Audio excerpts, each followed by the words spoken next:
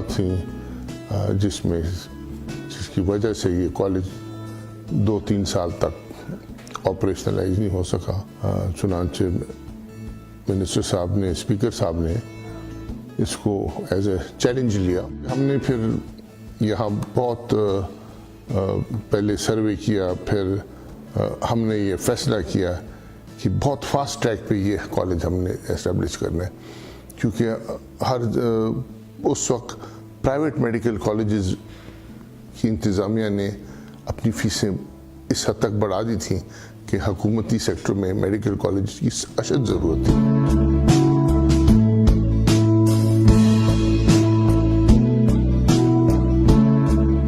ابھی سوابی میں اللہ کی فضل سے چلڈرن وارڈ ہے، medical ward, surgical ward, gastroenterology کا ڈپارٹمنٹ، جلدی امراض کا department, psychiatry, neuro surgery, neurology, paediatric surgery, 14-15 شعبے جو کہ ایک بہت بڑے ٹیچنگ اسپتال میں ہوتے ہیں، وہ تمام شعبے اس اسپتال میں بنے.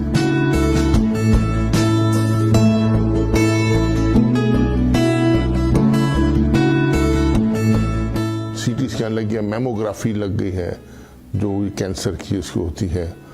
اور اب ہمارے پروجیکٹوں میں ایک فارمیسی جو کہ اسپتال کے اندر ہی ہوگی، جو کہ پیشنٹس کو ڈسکاؤنٹڈ قیمت پر ادویات فراہم کرے گی.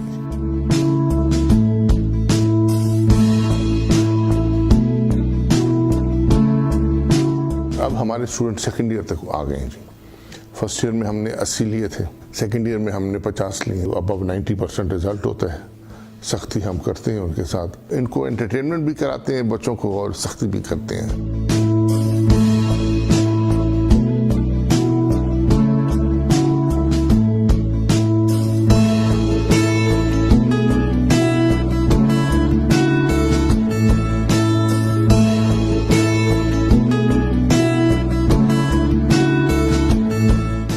لیبارٹری ہمارے پاس ویل ایکوپڈ جو بیسک سائنسز کے لیے ہیں، بایو کیمسٹری، فزیالوجی، پیتھالوجی، اور اس کے علاوہ جو پھر 3rd ایئر MBBS اسٹوڈنٹ ہوں گے. تو اب ہم نے بہت پہلے سے فورینسک میڈیسن، جو کہ میرے خیال میں ہمارا اپنا کالج ہے، لیکن میرے خیال میں KP میں، خیبر پختونخوا میں اس قسم کا میوزیم اور اس قسم کی لیبارٹری نہیں ملے گی، کیونکہ ہم نے ٹائم ٹو ٹائم مختلف کالجز میں ٹائم گزارا ہے.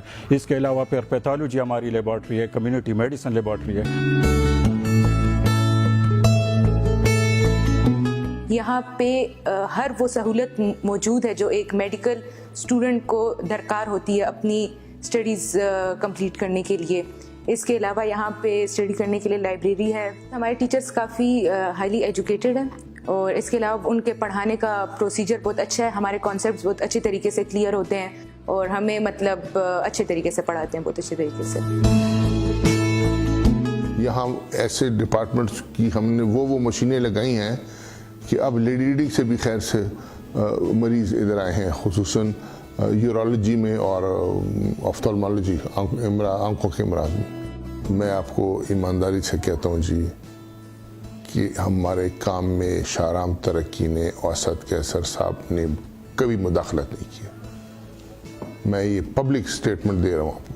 میڈیکل کالج اور ٹیچنگ اسپتال دیکھے انہوں نے سوابی کے لوگوں کا، میں کہہ رہا ہوں جی جو سروس انہوں نے دی ہے نا جی، وہ کم از کم یہ پوری عمر یہ لوگ احسان مند رہیں گے.